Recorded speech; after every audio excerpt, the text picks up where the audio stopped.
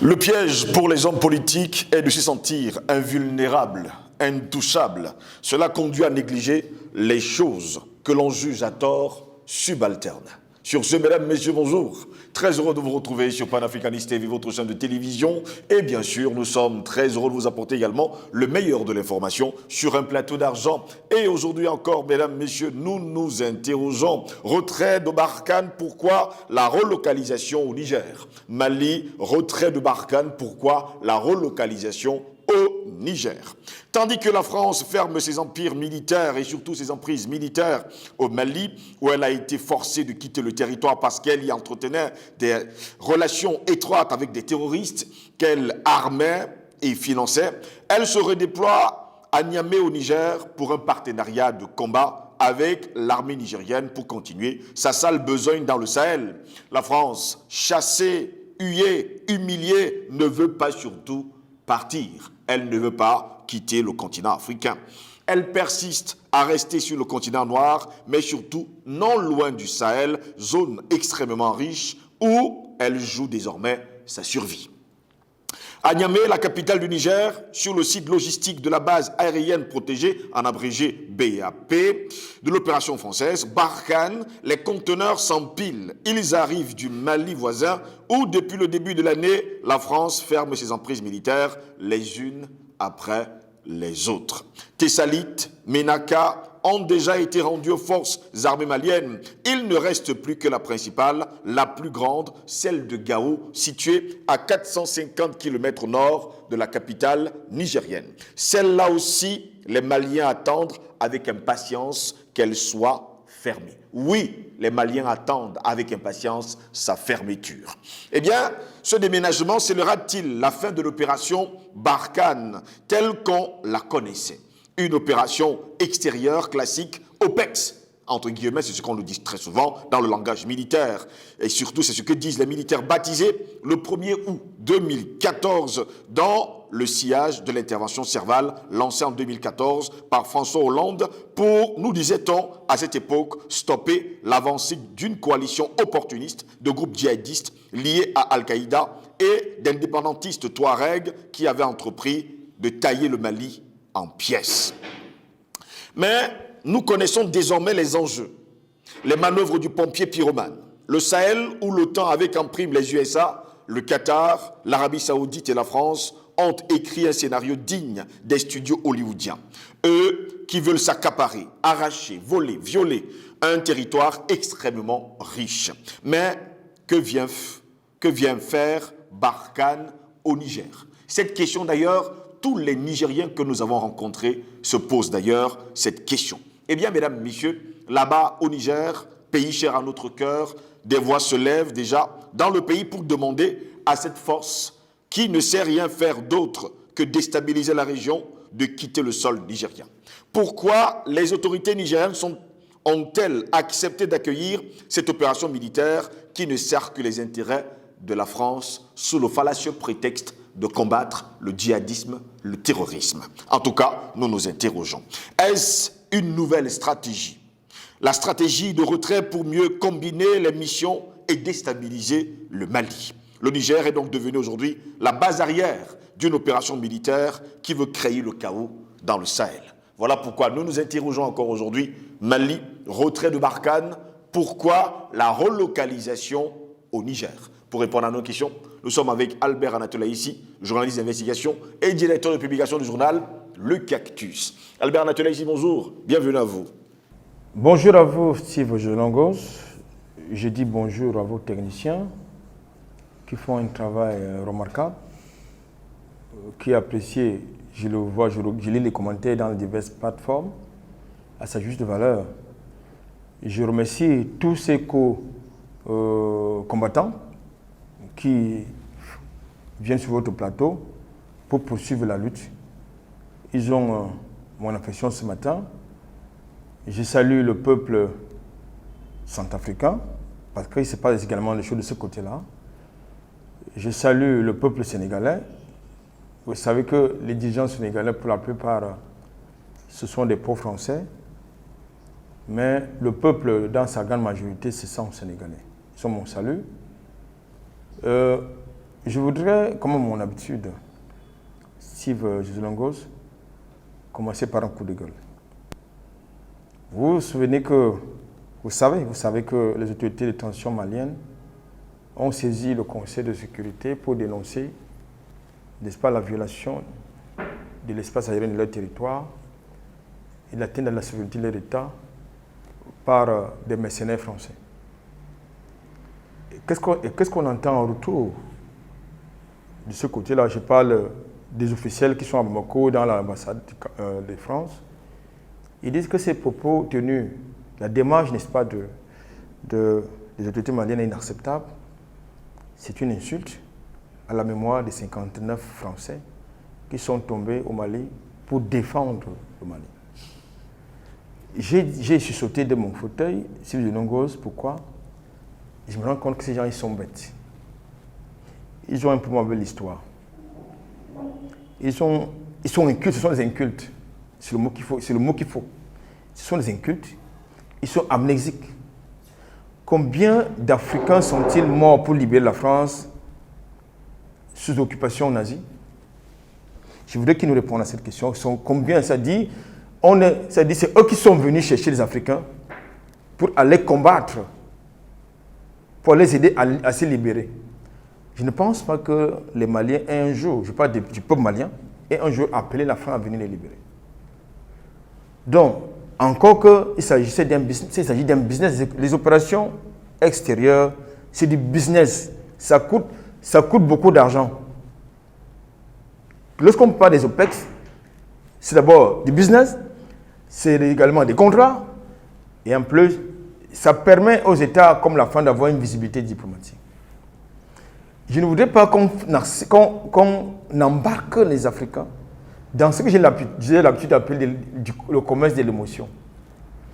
Nous avons des millions d'Africains qui sont tombés en France pour libérer la France, qui martyrisent les Africains aujourd'hui.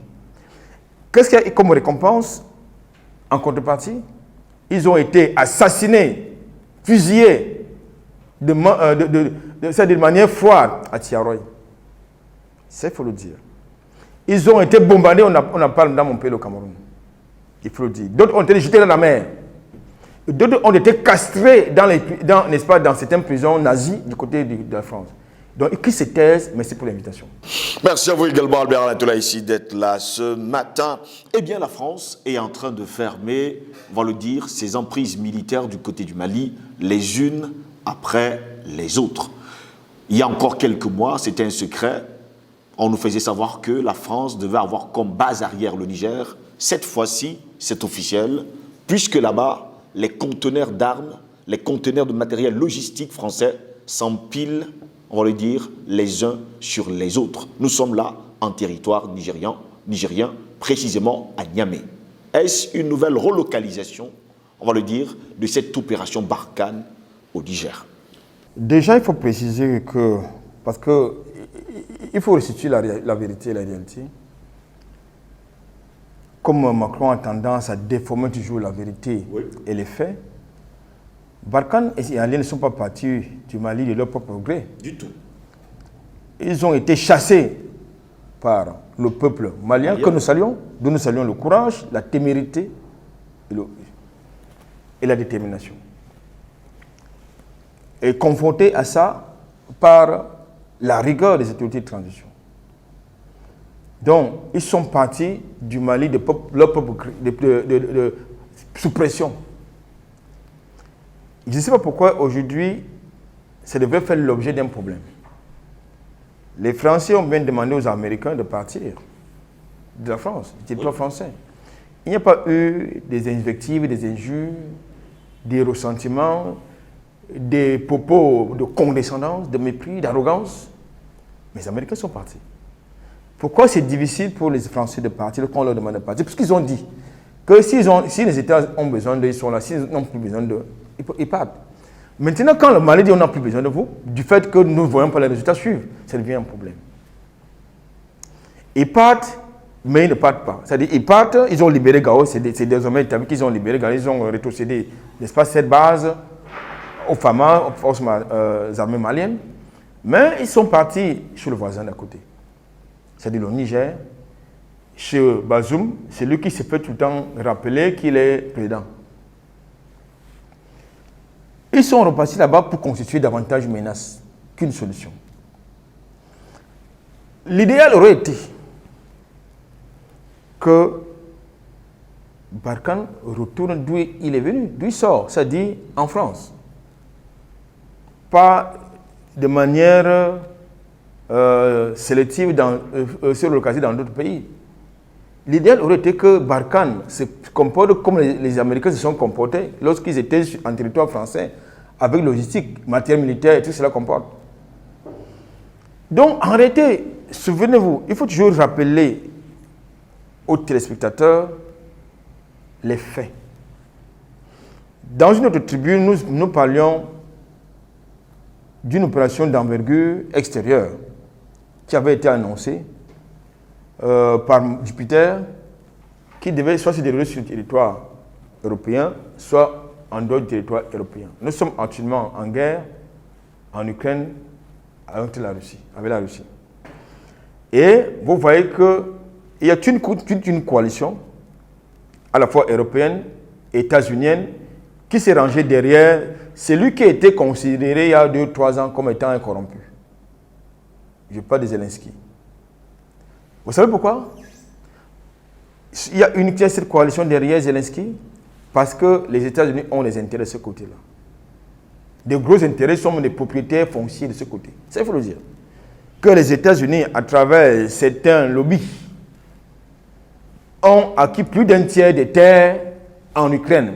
Et les fameuses céréales qui sont devenues une arme géopolitique dénoncée par les autres, elles sont la propriété de ces propriétaires fonciers en Ukraine. Il faut le dire. C'est le problème de fond qui n'est pas très souvent relayé, mais mis en surface. Donc, il ne faut donc pas que ces lobbies-là, qui sont dans l'agroalimentaire et qui ont les enseignes, n'est-ce pas, des États-Unis, perdent leur business. C'est d'où la guerre, d'où cette fameuse coalition contre la Russie. Mais il n'y a pas que ça. Vous avez des laboratoires biologiques qui sont en Ukraine, qui sont basés en Ukraine. Et qui étaient justement, comme partout d'ailleurs dans le monde, parce que les États-Unis ont plusieurs trucs de cette nature-là, partout dans le monde, y compris en Afrique. Oui. Voilà. Comme je l'ai dit, c'est le même scénario que Paris, à travers ses alliés, va reproduire du côté du Niger. C'est-à-dire, vous avez, quand on parle du Niger, on oublie. Quand on parle justement du Niger, il y a d'autres pays qui ont accepté d'héberger ces dangers-là, ces forces de déstabilisation. Quand je le dis, il faut qu'on se dise, il faut comprendre une chose. Dans le contexte de la guerre en Afghanistan, dans le contexte de la Deuxième Guerre mondiale, les États-Unis sont partis de là pour aller rentrer chez eux. Mais pourquoi est-ce que la France ne rentre pas chez elle avec ses mercenaires? Mais parce que ce sont des mercenaires, ce sont des légionnaires. Et ces légionnaires, s'ils repartent en France, c'est une grande menace sociale, sécuritaire. Il n'y aura pas d'espace suffisant là-bas pour eux. Il faut donc les laisser, il faut donc qu'ils traînent, qu'on les tienne lieu très très très loin n'est-ce pas, de l'Hexagone. Oui. Pour ces barbouzes-là, parce qu'ils ont un boulot. La plupart des gens ont un contrat avec l'État français. Et ce contrat, c'est celui de l'activité des mercenaires. Je voudrais également vous rappeler, M. Steve de Longos, que dans le contexte de la crise en Ukraine, oui, il y a un projet sur le continent africain qui vise à attaquer la Russie à partir du continent africain. Rappelez-vous, celle qui officie comme présidente de la Commission de l'Union européenne, je crois qu'elle s'appelle Ursula von der Leyen, avait officiellement, de manière officielle, avait dit que tous les pays qui ont soutenu la Russie doivent être sanctionnés. Mais sauf qu'elle n'a pas, elle oublie de nous donner la nature de la sanction. Donc, ces forces qui sont prépositionnées désormais du côté du Niger vont servir à ça, déstabiliser le Sahel à travers justement leur base relais Parce que n'oublions pas que même du côté du Tchad, le Tchad qui est un pays voisin, a sur son sol une base militaire française. N'oubliez pas que le Gabon a une base militaire française. N'oublions pas que Ouattara a carrément toute une académie militaire française sur son sol. Donc vous avez donc plusieurs bases militaires étrangères comme ça sur le continent africain qui, il faut le dire, sont des forces, des dangers, sont des menaces potentielles et réelles.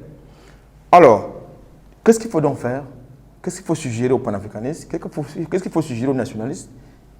Leur demander de partir.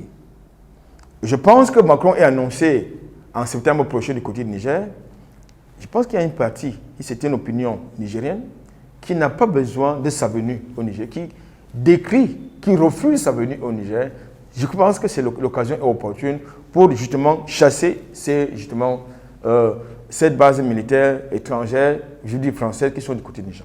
Albert Natola, ici, Barkhane a été chassé du Mali. Aujourd'hui, ils se sont relocalisés du côté du Niger. Doit-on encore appeler cela Barkhane? Car depuis un bon bout de temps, depuis quelques semaines, les Africains disent que ce n'est plus une opération militaire française, c'est une opération de mercenaires français. Déjà, commençons par le commencement. Ils continuent d'appeler ça G5 Sahel. Alors vous avez quelqu'un qui a quitté le Mali, à savoir le Mali, ça ne peut donc plus s'appeler G5. Nous savions que le G5 était constitué de 5 pays, le Mali, le Burkina Faso, le Niger, la Mauritanie et le Tchad. Donc, dès lors que le Mali a quitté le navire, on ne peut plus parler. Et pourquoi est-ce que le Mali quitte le Niger? Parce que Jupiter, à travers celui qui l'a mis du côté du Tchad, a refusé de céder la place qui revenait de droit selon la présidente tournante, justement, oui, de Barkhane. Donc, je pense que... G5 Sahel, merci, le G5 Sahel, au travers de la présidente tournante, justement, du G5 Sahel. Donc, dès lors qu'on a donc refusé cette place qui est tournante aux autorités maliennes, je crois qu'il est tout à fait légitime qu'il quitte le navire. Parce que lorsqu'on dit, on appelle les autorités maliennes, la junte militaire du Mali, de Bamako, du Mali, et comment est-ce qu'on appelle celui qui est au Tchad? C'est une bonne interrogation, Albert Natola, ici. Nous sommes dans les contradictions, dans le narratif des autres, qui a souvent tendance, justement, à empoisonner l'esprit. Empoisonner l'esprit de ceux qui n'ont pas une analyse rigoureuse des événements. Pour vous, on ne devait plus appeler cela une opération Barkhane. Non, c'est plus Barkhane. C'est une opération de mercenaires, puisque les légionnaires, c'est des mercenaires. Oui. Je vous ai dit que les légionnaires, ce ne sont pas pour la plupart des Français de souche. Vous savez que la France, c'est un pays cotisé. Vous avez les Beurs, vous avez les Blacks et tout ce que là, et même les jeunes. Oui. Vous en avez là-bas. Donc, très souvent, ce sont des étrangers à qui on donne le passeport bleu, blanc, rouge, qui sont infiltrés, je veux dire, qui sont intégrés dans ce corps-là, pour justement faire opérer dans les activités de mercenariat, là où Paris a besoin de faire des opérations extérieures. Donc aujourd'hui, c'est une opération Barkhane. C'est désormais une opération de mercenaires. Et il faut le considérer comme tel. Sinon, comment comprendre que depuis, vous avez vu cette impressionnante logistique constituée de pas moins de 4000 conteneurs de matières militaires. Oui. Mais je ne suis pas avec plus de 5000 hommes qui n'arrivent pas à combattre le djihadisme avec tout ce que cela comporte comme matériel de pointe pour le renseignement, pour la prévention, pour l'anticipation de la menace, mais ils n'ont pas pu venir à bout, n'est-ce pas, du terrorisme au Sahel. Il y a un problème. Que vont-ils faire au Sahel? Je le répète, je le redis, ils sont prêts, je veux dire, ils sont préposés à s'engager, n'est-ce pas, dans un autre mouvement de déstabilisation du Sahel. Le Sahel, c'est un enjeu, un très grand enjeu géopolitique, géostratégique. C'est une zone très riche, tout le monde le sait, qui est convoitée par tout le monde, nous le savons. Aujourd'hui, vous avez la France, les multinationales françaises qui sont au Niger pour exploiter l'uranium et les consorts. Mais vous connaissez quel est le seuil de pauvreté au Niger? c'est moins d'$1 par jour pour chaque habitant nigérien. Vous avez un pays qui vous produit l'uranium, qui n'est pas vendu, qui n'est pas transformé au Niger, mais qui n'a pas une centrale nucléaire pour l'électricité des Nigérians. Il y a un problème. Vous avez un pays qui est pollué par les éléments radioactifs, les déchets radioactifs. Mais vous avez ces mêmes gens qui vous parlent de protéger l'environnement, n'est-ce pas? Oui. Ils donnent les leçons de protéger l'Amazonie du côté du Brésil, mais ils viennent polluer justement au Sahel, notamment au Niger. Vous avez donc affaire à des mercenaires, ni plus ni moins.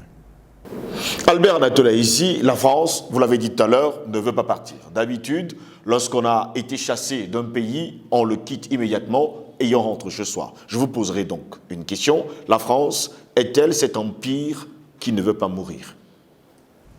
Vous savez, la France va mourir. Et elle est en train de mourir. Il nous appartient à nous. Parce que nous avons des dynamiques à la fois volontaires et involontaires qui sont mises en place pour ne pas que la France parte, pour ne pas que l'Empire meure. Mais l'Empire va mourir. Ça prendra le temps que ça prendra. Aujourd'hui, vous avez des étudiants qui ne savaient pas que la présence française et les autres sur le continent africain, ce n'était pas pour notre bien. Mais il y en a vous avez des gens qui ne savaient pas que les Noirs, les Africains sont allés libérer la France et ont payé de leur vie. Mais parce que pour certains, ils réclamaient leur pécule, ils ont été massacrés à Tiaroy, au Sénégal. Il y en a qui ne connaissaient pas cette histoire. Il y en a qui ne connaissaient pas cette histoire. Donc, dès que vous avez donc cette jeunesse qui est éduquée, qui connaît son histoire, ça change de paradigme. Aujourd'hui, il vous parle de sentiments anti-français, ça vient de quoi? Ça vient de cette éducation politique que nous faisons au quotidien, au risque, au prix de nos vies. Donc, cet sentiment anti-français ira davantage grandir. Ça, la preuve. Vous avez donc aujourd'hui, dans le contexte de la visite de Macron au Cameroun, qui a fait ici les derniers, a fait la promesse d'ouvrir les archives, justement, pour qu'on puisse désormais voir et connaître ce qui s'est passé lors des guerres de libération avec nos nationalistes qu'ils ont appelés maquisards. Mais en France, vous avez donc certains scientifiques, certains historiens qui te montrent qu'ils ne veulent même pas qu'on en parle à travers cette fameuse commission que Macron prétend vouloir créer, mettre en place.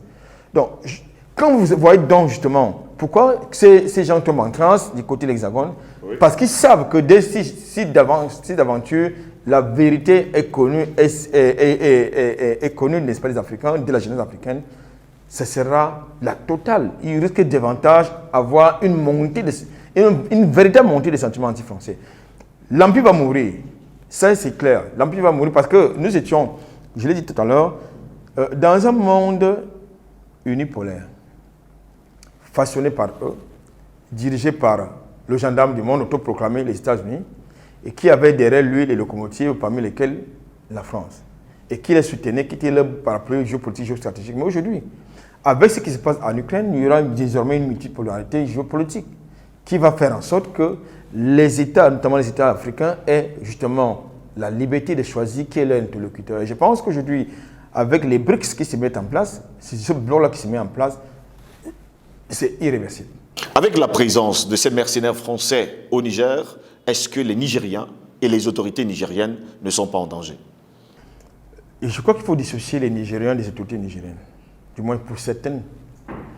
Vous avez une élite dirigeante corrompue qui ne sert pas les intérêts du peuple nigérien et du Niger, mais qui sert les intérêts n'est-ce pas, des criminels internationaux comme Paris, comme les États-Unis et les autres. Il faut donc les dissocier. Bazoum, c'est quoi? Mamadou Issoufou, c'est qui? Mais ce sont justement les endocolons qui travaillent contre les intérêts de leur propre pays. Ce qui est inacceptable. Vous avez des Nigériens, souvenez-vous, dans le contexte de la mobilisation de Barkhane au Mali en début d'année dernière, vous avez vu le sort qui a été réservé par des jeunes contestataires au convoi militaire de Barkhane. que ce soit du côté Burkina Faso ou au Niger. Ça veut dire que le mécontentement est évident et réel. Donc, il faut donc dissocier. Pourtant, on note quand même le silence des Nigériens. Non, ils ne sont pas silencieux. C'est arrivé. Non, ils ne sont pas silencieux. De ces mercenaires. Non, ils ne sont pas silencieux. Vous avez un mouvement, le M30 là, qui est justement en train de justement prendre de la graine pour s'organiser. Écoutez, je pense que ce qui est important, de mon point de vue, ce n'est pas de sortir pour aller, pour avoir un résultat mitigé alors qu'il n'y a pas une organisation à la base. Il faut, de mon point de vue, une organisation à la base. Et ce que nous faisons au quotidien, c'est-à-dire, à travers vos émissions, nous contribuons à éduquer justement cette masse critique pour qu'elle connaisse exactement quels sont les enjeux et quel est le jeu. C'est important parce qu'il faut faire la différence entre le jeu et les enjeux. L'enjeu ici, c'est quoi? L'indépendance de nos États, la souveraineté de nos États, la dépollution de nos pays par les armées d'occupation. Ça, il faut le dire. Parce qu'aujourd'hui, Paris n'est pas occupé par une armée étrangère. À ce que je sache. Vous pouvez peut-être me corriger. Washington n'est pas occupé par une armée étrangère. À ce que je sache. Mais pourquoi est-ce que leurs armées étrangères doivent venir polluer notre espace de vie? Pas pour nous. Ils ne sont pas là pour nous. Pour nos intérêts. C'est l'un de leurs contemporains qui l'avait dit. Il y a entre les États, il n'y a que des intérêts. Et ces armées, sur notre territoire, constituent une menace, un danger. Il faut donc les chasser. Autant qu'il faut chasser les dirigeants qui acceptent que ces forces d'occupation viennent constituer une menace pour nos intérêts et pour notre peuple. C'est le cas du Bazoum au Niger. Merci à vous, Albert Antola, ici d'avoir été des nôtres ce matin. C'est fait un plaisir. Mesdames, Messieurs, c'est ici que s'achève cette autre édition de Parole panafricaniste sur Panafricaniste TV. N'oubliez pas, comme le déclarait The Reds, lorsque ceux qui commandent ont perdu la honte, ceux qui obéissent perdent le respect. Au plaisir de vous retrouver très prochainement. Bonne journée à toutes et à tous.